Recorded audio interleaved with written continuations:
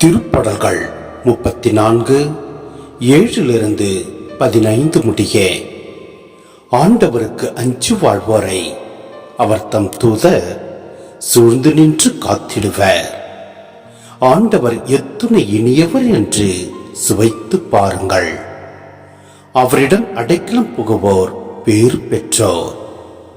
ஆண்டவரின் தூயோரே, அவருக்கு அஞ்சுங்கள்.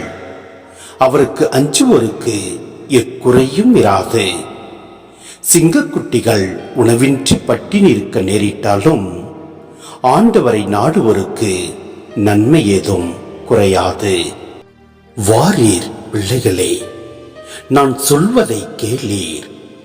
ஆண்டவருக்கு அஞ்சுவதை பற்றி உங்களுக்கு கற்பிப்பேன்.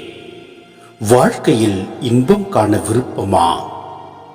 வாழ்வின் வளத்தை தூய்க்குமாறு நெடுநாள் வாழ நாட்டமா? அப்படியெனில் தீச்சொல்லி நின்று உன் நாவை காத்திடு. வஞ்சக மொழியை உன் வாயை விட்டு விலகிடு. தீமையை விட்டு விலகு, நன்மையை செய். நல்வாழ்வை நாடு, அதை அடைவதிலேயே கருத்தாயிரு.